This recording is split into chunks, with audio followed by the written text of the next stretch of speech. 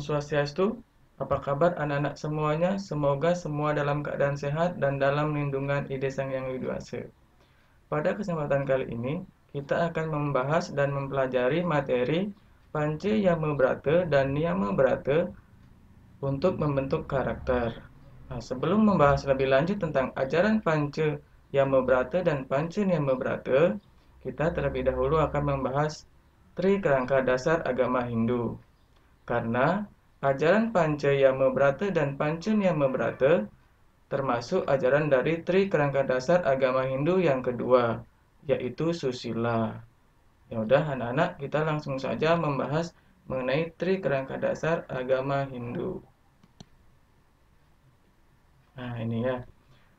Tri Kerangka Dasar Agama Hindu merupakan pedoman hidup bagi umat Hindu yang dibagi menjadi 3 bagian, yang mana satu dengan yang lainnya tidak dapat dipisahkan. Artinya saling mengisi satu dengan yang lainnya, guna untuk mencapai tujuan agama Hindu. Nah, anak-anak, tujuan agama Hindu adalah Moksatam Jagadita Yaca Iti Dharma. Artinya kebahagiaan lahir dan batin. Dah? Nah, Tri Kerangka Dasar Agama Hindu ini dibagi menjadi 3 bagian. Yang pertama itu ada tatwa, yang kedua ada susila atau etika, yang ketiga ada upacara. Nah, kita bahas satu-satu. Tatwa itu merupakan filsafat atau jalan pengetahuan suci yang bersumber dari kitab suci Weda. Secara garis besar, kitab suci Weda itu dibagi menjadi 2 golongan. Yang pertama, kitab Weda Sruti, dan yang kedua, kitab Weda Smrti, anak-anak. Nah, kitab Weda Sruti ini dikelompokkan menjadi 4 bagian yang disebut dengan Catur Weda Samhita atau disebut juga dengan Catur Weda. Sedangkan kitab Weda Smrti ini dikelompokkan menjadi 2 bagian, yaitu Wedangga dan Upaweda. Tuh. Udah itu ya mengenai dari tatwa. Terus yang kedua ada susila. Nah, susila ini merupakan kerangka dasar agama Hindu bagian kedua. Nah, susila ini memegang peranan penting dalam kehidupan sehari-hari. Nah, susila ini berarti tingkah laku manusia yang baik dalam mengadakan hubungan timbal balik untuk selaras dan harmonis. Tidak hanya hubungan manusia dengan manusia, anak-anak, tetapi juga manusia dengan lingkungan, terus manusia dengan Ide Sang Yang Widi Wasa juga. Nah, kita kan sering sebut dengan Trihita Karaneng, itu ya. Setiap individu guna untuk mencapai kesempurnaan. Nah, kalau kita sudah ada di jalur susila, kita akan mendapatkan ketenangan, ya. Itu mengenai susila. Ingat, susila ini tidak hanya tentang perbuatan, tetapi tentang pikiran dan juga perkataan.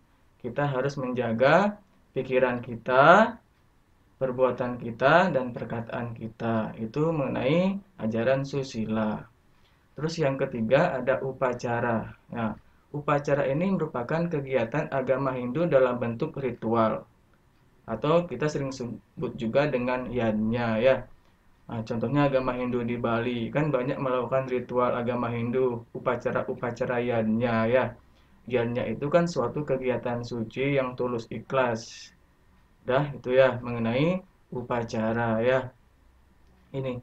Nah, selain ketiga itu kan ada tatwa, susila, dan upacara ini. Seperti yang Pak bilang tadi, ketiga ini tidak dapat dipisahkan satu dengan yang lainnya. Nah, diibaratkan ini seperti telur, ya. Kuning telur itu atau tatwa ini diibaratkan kuning telurnya karena inti dari agama Hindu. Terus yang kedua, kalau susila atau etika ini diibaratkan putih telurnya. Dah yang ketiga ini upacara atau ritual kegiatannya atau yadnya ada di kulit telurnya. Nah, seperti yang kita ketahui anak-anak, agama Hindu di Bali kan banyak sekali melaksanakan upacara-upacara yadnya yang semarak, ya, seperti Hari Raya Galungan dan Kuningan. Terlihat sekali upacaranya dan masih banyak upacara-upacara agama Hindu lainnya. Itulah yang terlihat dari agama Hindu. Makanya upacara atau yadnya ini diibaratkan kulit telur. Jadi ketiga bagian ini tidak dapat dipisahkan satu dengan yang lainnya, menjadi satu kesatuan dia. Ya, itu mengenai tri kerangka dasar agama Hindu atau tiga kerangka dasar agama Hindu. Nah, anak-anak, ajaran Pancayama Brata dan Pancanyama Brata ini tidak saja ada hubungannya dengan tri kerangka dasar agama Hindu, tetapi juga ada hubungannya dengan ajaran yoga, anak-anak. Dalam ajaran yoga, gini, Astanga Yoga. Di sana kan dijelaskan mengenai 8 tahapan-tahapan untuk belajar yanya atau menjalankan yoga ini ya. Nah, Astanga Yoga ini dicetuskan oleh Maharishi Patanjali. Nah, dalam tahapan-tahapan ini, yang pertama itu kita harus melalui atau menjalankan Pancayama Brata terlebih dahulu. Setelah itu baru Pancanyama Brata. Dan ada tahap-tahap berikutnya. Dalam Astanga Yoga ini ada 8 tahapan, tetapi ajaran Pancayama Brata dan Pancanyama Brata ini ada yang paling awal dan ada yang kedua. Itu lah yang harus dipelajari dalam menjalankan ajaran yoga, anak-anak. Jadi itu hubungan antara Pancayama Brata dan Yama Brata terhadap ajaran yoga, anak-anak. Nah, sekarang sudah membahas tri kerangka dasar agama Hindu, kita akan membahas secara lebih jelas mengenai ajaran Pancayama Brata dan Pancanyama Brata. Sekarang kita langsung ke ajaran Pancayama Brata. Nah, ini ajaran Pancayama Brata, anak-anak ya. Anak-anak, seperti yang kalian lihat di dalam PowerPoint, nah ini Pak jelaskan mengenai ajaran Pancayama Brata ya. Pancayama Brata itu merupakan 5 macam pengendalian diri tingkat jasmani yang menjadi tahap awal bagi seseorang ingin meningkatkan kualitas spiritual, anak-anak. Gunanya untuk apa? Untuk memperoleh kebahagiaan lahir dan batin ya. Itu mengenai ajaran Pancayama Brata. Adapun bagian-bagiannya, anak-anak, yang pertama itu ada ahimsa, yang kedua ada brahmacari, yang ketiga ada satya, yang keempat ada awyawaharika, yang kelima ada asteya atau astenya. Ini merupakan dari ajaran Pancayama Brata, anak-anak ya. Nah, sekarang kita bahas bagian-bagian Pancayama Brata, yaitu yang pertama ada ahimsa ya, anak-anak. Ahimsa itu berasal dari 2 kata, yaitu a yang artinya tidak, imsa yang artinya menyakiti, melukai, ataupun membunuh. Jadi, ahimsa merupakan atau artinya tidak menyakiti, tidak melukai, atau membunuh makhluk lain, baik melalui pikiran, perkataan, dan tingkah laku secara sewenang-wenang. Artinya anak kita tidak boleh membunuh karena didorong oleh hawa nafsu. Jadi, kita itu selain tidak boleh membunuh, kita juga tidak boleh melukai, tidak boleh menyakiti. Nah, kan ada pepatah yang mengatakan, kalau kita tidak bisa menolong, setidaknya kita jangan menyakiti, seperti itu. Jadi, perbuatan ahimsa ini artinya sekali lagi tidak boleh membunuh, tidak boleh menyakiti, tidak boleh melukai ya. Nah, ahimsa itu berarti kan seperti yang dijelaskan tadi, ahimsa itu kan tidak boleh membunuh. Tetapi dalam ajaran agama Hindu diperbolehkan membunuh dengan batas-batas tertentu. Nah, seperti dalam kitab Slokantara dijelaskan ada 4 macam pembunuhan yang diperbolehkan. Yang pertama itu ada dewa puja, yaitu membunuh untuk persembahan kepada para dewa. Terus yang kedua ada atiti puja, membunuh untuk dipersembahkan kepada para pitra ya. Terus yang ketiga ada atiti puja, itu membunuh untuk diberikan tamu yang kita hormati. Terus yang keempat itu ada dharma wigata, anak-anak, yaitu kewajiban bagi semua orang membunuh untuk melindungi diri atau membunuh makhluk yang mengganggu atau memberi penderitaan terhadap umat manusia. Itu diperbolehkan ya, disebut dengan dalam kitab Slokantara ya. Sekali lagi ada dewa puja, ada Pitra Puja, terus ada Aditi Puja, dan ada Dharma Wigata anak-anak ya. Nah, kita melakukan pembunuhan itu karena kita tidak melakukan didorong oleh hawa nafsu, jadi itu diperbolehkan. Nah, dalam Dewa Puja misalnya, terus dalam Pitra Puja, dalam Aditi Puja dan Mawigata itu karena kita tidak dilandasi membunuh oleh hawa nafsu, kita juga itu tujuannya untuk menolong anak-anak. Artinya begini, kita menolong untuk meningkatkan kualitas atma dari hewan yang kita bunuh. Misalnya dalam persembahan kepada dewa jadinya, misalnya kita kan kadang menggunakan ayam, menggunakan bebek, menggunakan bawi, kerbau, yang lainnya itu selain kita di persembahan kepada para dewa, kita juga menolongnya untuk meningkatkan kualitas dari atmanya seperti itu. Jadi itu diperbolehkan ya. Itu. Di samping itu juga dalam ajaran ahimsa kita juga diajarkan oleh harus saling asah, asih dan asuh terhadap semua makhluk hidup. Itu ya mengenai pengertian dari ahimsa ya. Contohnya itu misalnya, nah seperti yang kalian juga dilihat di bagan atau di PowerPoint-nya, misalnya kita harus ini merawat binatang, itu tidak boleh kasar. Terus masih banyak lainnya, tidak boleh membunuh binatang selain kepentingan liarnya. Terus tidak boleh menyinggung perasaan orang seperti itu. Nah, misalnya ahimsa ini selain contoh yang ada di PowerPoint juga, misalnya kan tidak boleh menyakiti atau tidak boleh melukai. Misalnya tidak boleh melukai orang lain, misalnya kalian di sekolah tidak boleh membuli teman, tidak boleh menghina teman. itu itu juga termasuk harus bisa mengendalikan dari ahimsa itu kan tidak melukai, tidak menyakiti itu. Nah, itu merupakan contoh-contoh dari perilaku ahimsa atau perbuatan ahimsa ya. Ingat, ahimsa tidak boleh melukai, tidak boleh menyakiti, tidak boleh membunuh. Itu ya mengenai ajaran ahimsa ini. Nah, untuk selanjutnya kita ke bagian yang kedua anak-anak. Udah, kita lanjut ke bagian kedua ya.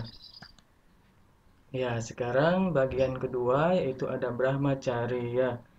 Nah, bagian dari Pancayama Brata yang kedua itu ada Brahmacari. Nah, kata Brahmacari ini terdiri dari dua kata anak-anak, yaitu Brahma dan Cari. Atau Cari ini sering juga dikatakan Carya ya. Brahma itu artinya ilmu pengetahuan, sedangkan Cari atau Carya ini artinya tingkah laku ya atau gerak ya. Nah, jadi Brahmacari ini tingkah laku manusia dalam menuntut ilmu pengetahuan, terutama ilmu pengetahuan tentang ketuhanan dan kesucian ya. Nah, dalam mencari ilmu pengetahuan atau menuntut ilmu pengetahuan ini kita harus berlandaskan dharma anak-anak ya. Nah, masa Brahmacari ini sering disebut juga dengan masa aguron uguron ya, masa berguru seperti itu ya. Dalam masa menuntut ilmu ini atau Brahmacari ini kita harus ada tata tertibnya, misalnya pemakaian waktunya bagaimana, terus kesopanan bagaimana, ketertibannya bagaimana, tujuannya apa, biar kita tahu tata cara dalam mencari ilmu atau memperoleh ilmu pengetahuan ini. Nah, seperti yang Mbak bilang tadi, dalam menuntut ilmu pengetahuan ini atau masa belajar kalian ini harus berlandaskan dharma ya, seperti yang Pak sering jelaskan tadi. Nah, dalam mencari ilmu pengetahuan ini yang berlandaskan dharma, kalau dikaitkan tentang kalian saat ini belajar di sekolah misalnya, ingat kalau belajar itu yang penting itu prosesnya anak-anak. Nilai itu adalah bonus. Dah, ketika kalian hanya berpatokan sama nilai, kadang kala kita sering sekali mencari jalan pintas memperoleh nilai tersebut, misalnya nyontek, terus mengcopy paste jawaban teman, seperti itu. Jadi yang penting dalam masa menuntut ilmu itu adalah prosesnya. Ketika kalian menikmati proses masa belajar kalian itu, kedepannya kalian pasti akan lebih baik dalam langkah seperti itu. Ya, itu mengenai ajaran Brahmacari. Nah, dalam ajaran Brahmacari ini kita juga dilarang misalnya melakukan hubungan baiknya suami istri, karena kita fokus kita untuk menuntut ilmu atau belajar ya itu. Nah, contoh-contohnya misalnya seperti yang kalian lihat di PowerPoint atau bagan ini, misalnya udah rajin belajar, tidak malas sekolah, misalnya kalian harus rajin belajar, jangan dikit-dikit bolos. Tapi anak-anak Pak tidak ada yang seperti itu ya, kalian semua rajin-rajin mengerjakan tugas juga tepat waktu, itu ya yang paling penting ya. Terus yang kedua, nah, selalu ingin tahu informasi. Nah, kalian kan sering ketika kita melakukan pembelajaran, kita selalu tanya jawab, baik itu kalau seperti sekarang online kan kita via Zoom belajarnya ya. Selain Pak kasih video pembelajaran, setelah itu kita laksanakan via Zoom. Jadi kita sering tanya jawab via Zoom. Nah, kita sering menggali informasi itu ya kalau dalam pembelajaran ya. Terus yang ketiga ada, nah, tidak bosan belajar. Nah, kadang-kadang, nah, seumuran kalian ada masa-masa bosan belajar, mungkin karena jenuh atau bagaimana. Nah, kalian jangan bosan belajar. Caranya bagaimana? Selingin dengan yang lainnya ya, makanya jangan belajar, jangan fokus belajar. Kalau 24 jam kalian gunakan waktunya untuk belajar, bosan juga. Itu makanya selingin dengan hal-hal yang baik, misalnya berkarya-karya yang lain itu. Terus yang keempat, nih, nah ini tadi sudah ya, rajin bertanya kepada guru kalau ada hal-hal yang tidak dimengerti. Itu yang paling penting, kalian ketika tidak mengerti bisa tanyakan sama gurunya. Itu ya. Kalian banyak gini mencari informasi. Informasi sekarang kan banyak lewat buku pelajaran, lewat internet, lewat yang lainnya juga. Yang paling penting ingat, saring informasi itu biar tidak salah. Kadang-kadang informasi yang kita baca, kalau kita tidak bisa filter atau saring, akan mendapatkan informasi yang kurang baik. Makanya cari informasi yang baik seperti itu. Terus yang selanjutnya ini, nah ini melanjutkan sekolah ke jenjang berikutnya. Nah, misalnya nah, kita kan, kalian kan masih tingkat sekolah menengah ya. Jadi ketika kalian tamat nanti bisa melanjutkan ke tahap berikutnya seperti itu. Nah, itu mengenai contoh-contoh dari Brahmacari, anak-anak. Itu ya. Nah, sekarang ke bagian Pancayama Brata yang ketiga. Ini ada Satya ya. Nah, Satya ini merupakan kesetiaan dan kejujuran ya. Nah, bisa juga gini, Satya ini diartikan sebagai gerak pikiran yang patut diambil menuju kebenaran. Nah, yang artinya gini, nah, di dalam prakteknya meliputi misalnya kata-kata yang tepat, terus dilandasi kebajikan untuk mencapai kebaikan bersama seperti itu. Jadi tidak hanya kesetiaan dan kejujuran, seperti yang Pak bilang tadi, Satya ini juga bisa diartikan gerak pikiran yang patut diambil menuju kebenaran, yang di dalam prakteknya meliputi kata-kata, maksudnya kata-kata yang tepat, yang dilandasi kebajikan untuk mencapai kebaikan bersama. Itu anak-anak ya. Nah, dalam Satya ini, nah, kita mengenal dengan adanya Panca Satya, anak-anak ya.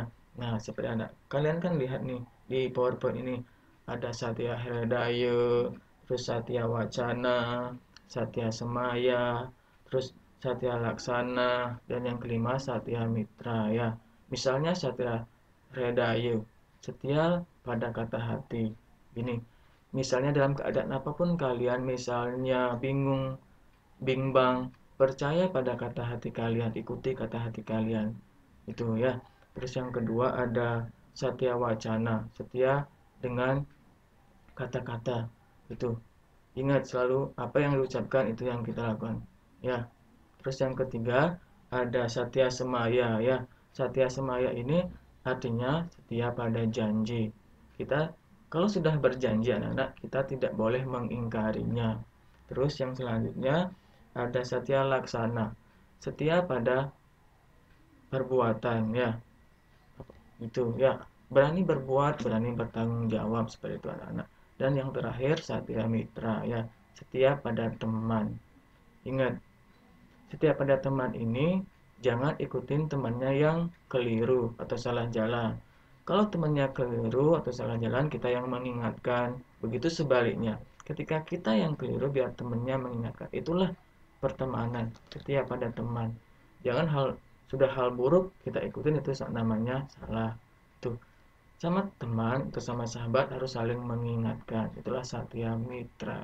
Ya, nah itu mengenai pengertian bagian satya, terus contoh-contoh dari bagian Pancayamabrata yang ketiga, yaitu satya. Nah, selanjutnya sekarang bagian Pancayama yang selanjutnya. Nah, bagian Pancayamabrata yang keempat itu ada anak Awyawaharika ya. Awyawaharika itu tidak terikat pada keduniawian. Nah, karena tidak terikat keduniawian ini, makanya kita selalu cinta akan kedamaian, tidak tidak mau bertengkar, tidak mau mengucapkan atau memberitakan hal-hal yang tidak bermanfaat ya.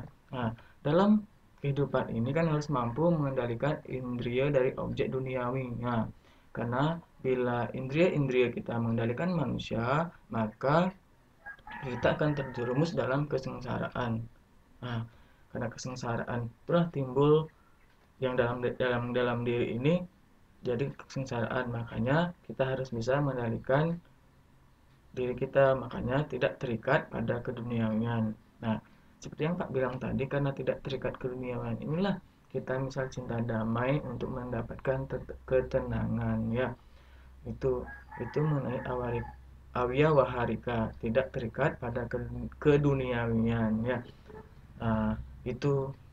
Nah, terus contoh-contohnya. Nah, kalian bisa lihat contoh-contohnya ya. Melakukan perbuatan sesuai dharma, itu sesuai dengan kebenaran. Kita melakukan segala perbuatan harus sesuai dengan dharma, berlandaskan dharma. Terus yang kedua ada tidak bertengkar dengan orang lain. Nah, karena kita sudah cinta damai, mencari ketenangan, maka kita tidak mungkin bertengkar dengan orang lain. Itu ya. Terus yang ketiga, tidak menghina orang lain. Itu. Nah, yang keempat, menghargai dan menghormati orang lain. Dan yang kelima, menolong orang tanpa pamrih. Itu ya. Itulah contoh-contoh perbuatan dari Awyawaharika ya. Itu bagian Pancayamabrata yang keempat. Nah, yang selanjutnya sekarang bahas mengenai bagian Pancayamabrata yang kelima. Nah, anak-anak, ini bagian Pancayamabrata yang kelima. Ada asteya atau astenya ya. Nah, astenya ini berarti tidak mencuri atau mengambil milik hak orang lain ya. Ketika kita mengambil hak milik orang lain atau mencuri, itu tandanya kita sudah tidak bersyukur dengan apa yang kita punya. Makanya kita sebagai manusia harus banyak-banyak bersyukur. Tujuannya apa? Karena kalau orang yang tidak bersyukur, kadang-kadang itu timbul iri hati, timbul ingin memiliki barang milik orang lain. Karena timbul sifat-sifat seperti itu, makanya orang bertindak bisa mencuri, itu bisa menjadi melakukan tindakan korupsi seperti itu. Makanya kita harus bisa mengimplementasikan ajaran asteya atau astenya ini, tidak mencuri atau mengambil hak milik orang lain seperti itu. Itu arti dari asteya. Nah, yang selanjutnya contoh-contoh perbuatan atau perilaku asteya atau astenya. Nah, seperti pengertiannya, itu tidak mencuri atau mengambil hak milik orang lain. Contohnya juga sama. Ini misalnya tidak mencuri hak milik orang lain, tidak melakukan tindakan korupsi. Itu seperti gambar itu kan. Gambar yang pertama kan ada siswa yang mengambil barang temannya yang ada di tasnya itu. Itu ya, itu tidak boleh. Makanya kita harus mengimplementasikan ajaran asteya atau astenya ini, tidak mencuri. Itu ya, itu tujuan utamanya kita mempelajari bagian-bagian dari Pancayamabrata ya. Selain mempelajari, memahami, kita juga harus mengimplementasikannya atau menerapkan dalam kehidupan sehari-hari. Kalau itu kita sudah terapkan, maka hidup kita akan tenang anak-anak. Ya, mari sama-sama kalian juga menerapkannya, Kak juga menerapkannya untuk tujuan yang sama, yaitu kebahagiaan lahir dan batin. Itu ya, mengenai ajaran Panca Yama Brata. Ya, yang selanjutnya kita akan bahas mengenai ajaran Panca Niyama Brata ya. Ya, anak-anak, sekarang ajaran Panca Niyama Brata ya. Nah, Panca Niyama Brata itu 5 macam pengendalian diri dalam tingkat rohani atau mental untuk mencapai kesempurnaan kesucian lahir dan batin. Nah, itu tujuan seperti di awal Pak jelaskan, tujuan agama Hindu yaitu mencapai kebahagiaan lahir dan batin, yaitu Moksatam Jagarita Yaca Iti Dharma itu. Nah, seperti yang Pak jelaskan mengenai Panca Niyama Brata ini, yaitu 5 macam pengendalian diri dalam tingkat rohani atau mental untuk mencapai kesempurnaan kesucian lahir dan batin itu ya. Nah, bagian-bagiannya yang pertama ada Akroda, yang kedua ada Guru Susrusa, terus yang ketiga ada Sauca, yang keempat ada Ahara Lagawa, dan yang kelima ada Apramada. Nah, anak-anak, ini bagian-bagian dari Panca Niyama Brata ya. Kita akan bahas lebih jelas mengenai bagian-bagian ini. Udah, kita langsung saja bahas ya ke berikutnya. Ya, bagian Panca Niyama Brata yang pertama itu anak-anak ada Akroda ya. Akroda itu artinya tidak marah, tidak mempunyai sifat marah, terus kita mampu mengendalikan sifat-sifat marah, emosi kita ya. Nah, salah satu dari sifat marah adalah mudah tersinggung anak-anak. Nah, sifat inilah yang harus kita kendalikan sehingga kita sebagai manusia tidak mudah cepat marah. Nah, orang yang tersinggung itu kan karena marah awalnya ya. Nah, anak, dengan mampu kita mengendalikan sifat marah ini, maka sebagai manusia kita akan mempunyai jiwa yang sabar ya, mempunyai jiwa yang sabar, karena sabar adalah sifat yang mulia. Nah, orang yang sabar biasanya tidak mudah cepat tersinggung. Nah, sehingga kalau kita tidak mudah tersinggung, maka kita banyak punya teman gitu. Kadang-kadang kalau kita tersinggung kan banyak orang yang gak mau dekat sama kita, tetapi kalau kita sabar, banyak orang-orang yang mendekati kita, banyak teman jadinya gitu ya. Nah, kalau sudah ini kan jadi senang, dia akan selalu senang dalam menghadapi masalah. Nih, orang yang emosi ini kan karena menjalankan gini, ajaran ini, aku ini tidak cepat marah, tidak cepat emosi. Jadi dalam mengambil keputusan juga bagus. Artinya orang yang tidak marah ini kan tenang dalam mengambil keputusan. Jadi keputusan yang diambil itu tidak jauh-jauh dari hal yang baik seperti itu. Akan ada ini pepatah mengatakan kan tidak ada orang yang makan sambil berlari. Artinya tidak ada orang yang mengambil keputusan mendapatkan hasil yang baik dengan rasa amarah atau emosi. Makanya kita harus bisa mengendalikan emosi kita dan amarah kita ya. Nah, seperti dalam kitab Saramuscaya ya, Sloka 94. Nah, di sana dijelaskan mengenai kesabaran ya. Bunyinya kalau nggak salah seperti ini. Kesabaran hati merupakan kekayaan yang sangat utama. Artinya itu sebagai emas dan permata. Artinya itu diibaratkan emas dan permata, kesabaran itu. Jadi orang yang mampu mengendalikan amarahnya atau emosinya itu mendapatkan kesabaran. Kesabaran itu diibaratkan emas dan permata itu. Jadi kita harus sebagai manusia harus bisa mengendalikan marah kita atau amarah kita. Itu ya. Itu mengenai pengertian dari akroda ya. Nah, contohnya kalian juga bisa lihat di PowerPoint ini. Misalnya yang pertama tidak mudah marah, tentu ya.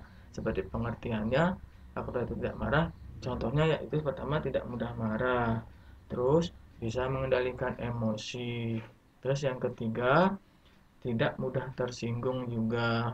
Terus yang keempat menghadapi masalah dengan tenang. Itu ya. Nah, itu contoh-contoh dari perilaku akroda ya. Nah, gini lagi. kalian pernah nggak ketika marah bercermin? Nah, kalian lihat deh, gini misalnya kalian sedang marah itu bercermin. Itulah sifat marah kalian, misalnya wujud marah kalian seperti itu.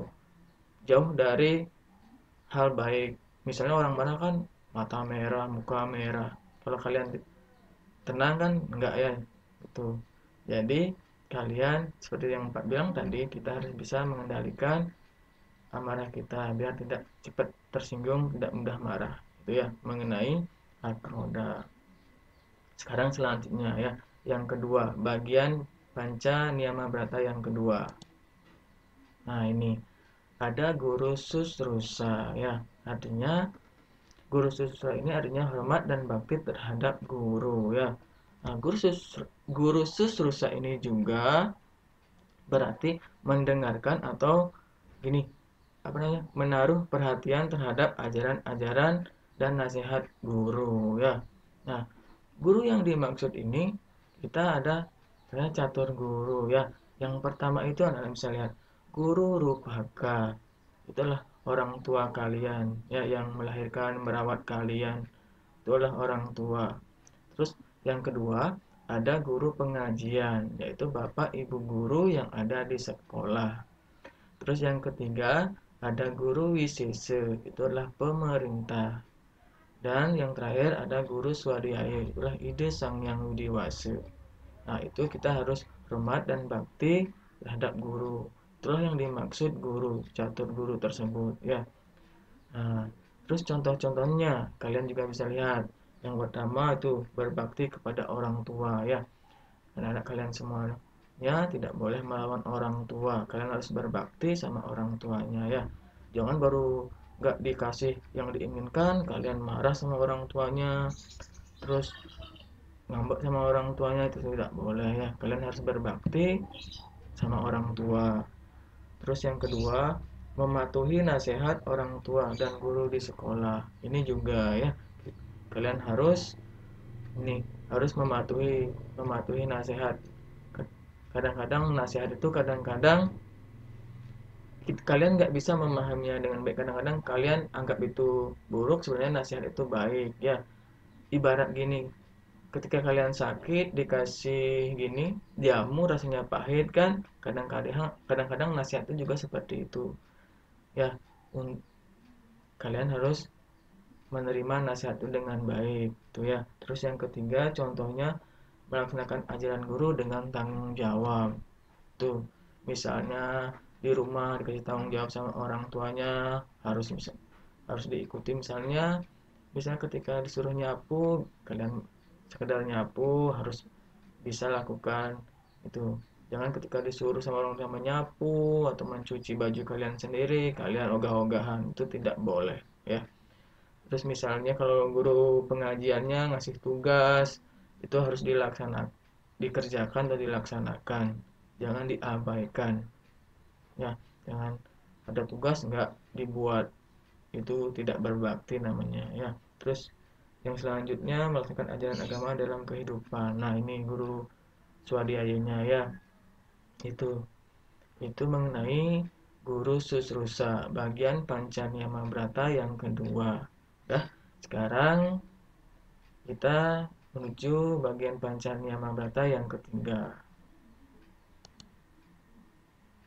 Nah, dalam bagian panca niyama brata yang ketiga ada sauca ya. Nah, sauca itu dari kata sut yang artinya bersih ya, murni atau suci. Nah, jadi yang dimaksud dengan sauca ini adalah kesucian dan kemurnian lahir dan batin ya. Itu. Nah, seperti dalam sloka dalam Silakrama disebutkan sebagai gini ya. Nah, tubuh dibersihkan dengan air, terus pikiran dibersihkan dengan kejujuran, roh dibersihkan dengan ilmu dan tapa, akal dibersihkan dengan kebijaksanaan, itu anak-anak. Nah, jadi gini, nah tubuh kan dibersihkan dengan air, makanya kita harus rajin mandi. Tuh, jangan malas-malas mandi ya. Ketika kita menghadapi Sang Yang Widiwasa, ketika sembahyang kita kan harus bersih juga, ataupun dalam kehidupan sehari-hari. Terus pikiran dibersihkan dengan kejujuran tuh ya. Roh dibersihkan dengan ilmu pengetahuan dan tapa. Terus akal dibersihkan dengan kebijaksanaan. Itu dalam sloka Silakrama anak-anak ya. Nah, begini. Banyak yang dapat kita usahakan untuk mencapai kesucian lahir batin ini atau sauja ini anak-anak. Nah, kesucian lahir jasmani, nah misalnya seperti yang Pak jelaskan tadi dalam kitab Silakrama itu kan, nah misalnya ini ya kesucian lahir batin jasmani misalnya kita dapat capai dengan selalu membiasakan hidup bersih. Misalnya mandi tadi kan udah dibilang ya, mandi secara teratur. Terus membuang sampah di tempat sampah itu dan masih banyak yang lainnya anak-anak. Nah, sedangkan kesucian batin atau rohani ini anak-anak kita dapat lakukan misalnya rajin sembahyang, terus menghindari pikiran-pikiran negatif, ya. Tuh masih banyak lagi lainnya. Nah, dengan inilah dengan jalan mengusahakan kesucian lahir batin ini kita dapat mendekatkan diri dengan ide Sang Yang Widiwasa. Tuh, ya. Itu sedangkan kebersihan jasmani, nah kebersihan jasmani ini ya kita dapat mendatangkan kesehatan. Maka nah, ada kebersihan, kan ada gini, ada istilah atau ketika kita masih SD kan ada istilah gini, ini apa namanya kebersihan pangkal kesehatan seperti itu. Ya, makanya kita harus menjalankan atau menerapkan ajaran sauja ini untuk memperoleh kebersihan lahir dan batin, gitu ya. Itu mengenai pengertian sauja anak-anak. Nah, contohnya juga bisa kalian lihat, misalnya kan mandi secara teratur, jangan mandi seminggu sekali ya. Tuh. Terus yang kedua, misalnya rajin sembahyang. Terus yang ketiga, bersikap jujur, selalu berpedoman pada kebenaran, seperti itu. Terus yang keempat ada meditasi atau melatih memusatkan pikiran ya. Biasanya ketika kita sering meditasi kita bisa mendapatkan ketenangan itu. Itu sauja ya, contoh-contoh sauja. Nah, sekarang kita ke bagian yang keempat dari Panca Niyama Brata. Dah, bagian keempat ini anak-anak ada Ahara Lagawa ya. Nah, anak-anak juga bisa lihat di PowerPoint atau di media yang Pak buat ini ya. Nah, Ahara Lagawa ini berasal dari bahasa Ahara yang artinya makan, Lagawa yang artinya ringan. Jadi, Ahara Lagawa ini artinya makan yang serba ringan atau tidak semau-maunya. Bukan berarti serba makan yang ringan itu seperti kerupuk atau seperti angin, itu bukan seperti itu. Artinya makan itu kita tidak boleh berlebihan ya. Kita makan harus sesuai dengan kebutuhan tubuh kita. Ya, itu mengenai ahara lagawa. Nah, kan makan yang sesuai dengan kemampuan tubuh kita yang seperti Pak bilang tadi ya. Jadi kita harus mengatur pola makan kita. Itu mengatur pola makan kita bagi yang seperti apa. Kita harus makan makanan yang bergizi. Tuh. Jangan makan yang misalnya dapat merugikan tubuh kita gitu.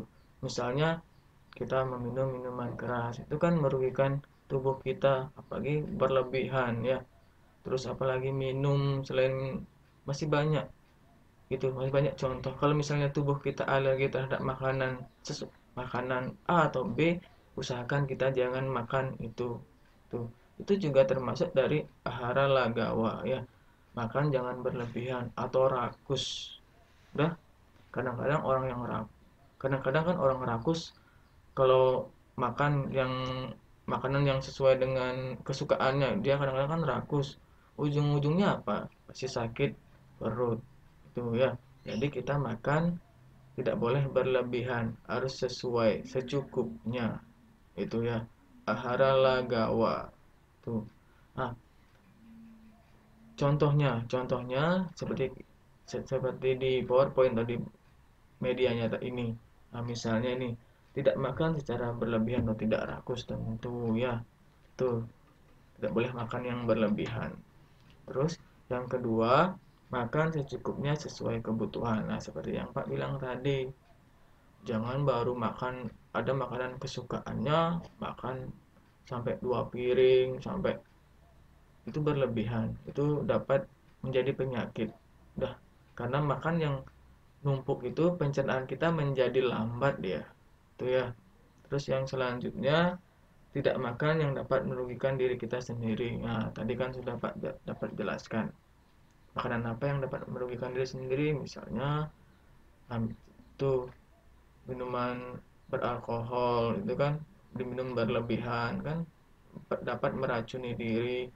Terus makan dan yang seperti yang Pak bilang juga tadi, ada alergi makanan A, makanan B. Kalau memang alergi nggak usah dimakan gitu ya. Ingat Mas, tidak makan yang berlebihan, atur pola makan ya. Kadang-kadang kalau makan yang berlebihan tidak baik juga buat tubuh kita. Kan bisa obesitas ya. Obesitas itu kan penyakit tuh. Makanya kita harus menerapkan atau mengimplementasikan ajaran Ahara Lagawa ini ya. Dah, ini bagian yang keempat. Dah, yang selanjutnya sekarang. Nah, bagian Pancayama Brata yang kelima ini ada Apramada ya. Apramada itu ya artinya tidak lalai atau mengabaikan kewajiban. Atau Apramada ini juga merupakan gini, kita tidak segan-segan untuk mempergunakan hidup kita sebagai sedana. Artinya jalan guna melakukan yoga samadhi ya. Sekali lagi, kita tidak boleh mengabaikan kewajiban kita ya. Dengan berusaha melaksanakan kewajiban kita sendiri atau swadharma kita dan menghormati kewajiban orang lain atau para dharma, maka keharmonisan akan dapat dicapai ya. Nah, pada akhirnya kebahagiaan juga akan dapat kita capai ya. Nah, dalam kitab Bhagavad Gita bab kalau nggak salah bab 18 sloka 47 disebutkan seperti ini ya. Lebih baik swadharma diri sendiri meskipun kurang sempurna daripada dharma orang lain yang sempurna pelaksanaannya. Karena seseorang tidak akan berdosa jika melakukan kewajiban yang telah ditentukan oleh alamnya sendiri, gitu ya. Nah, artinya seperti ini.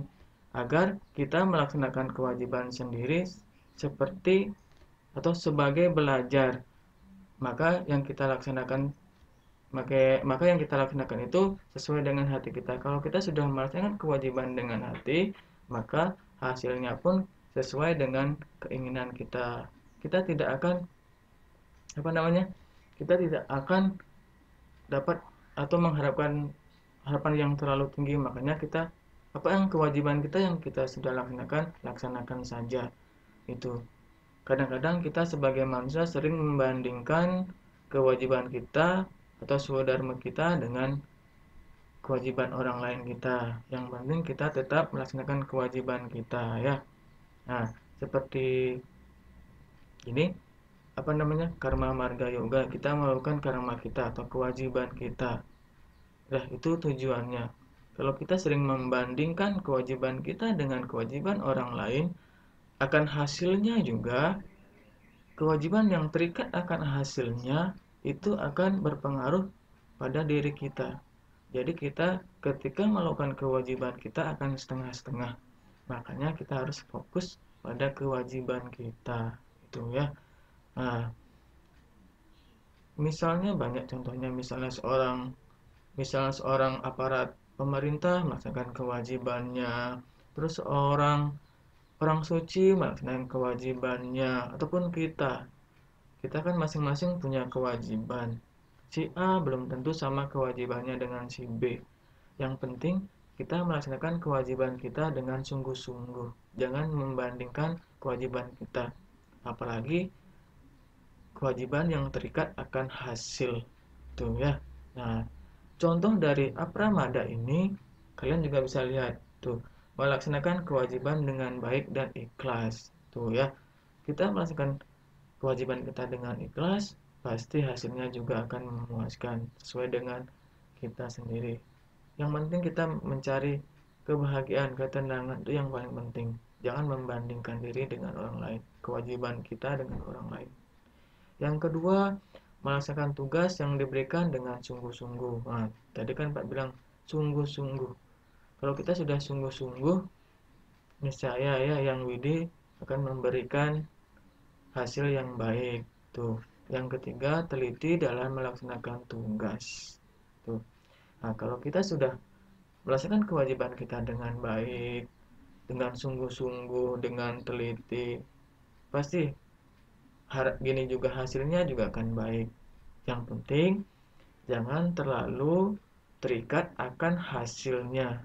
Kalau orang yang terikat akan hasilnya, biasanya tidak akan pernah sungguh-sungguh.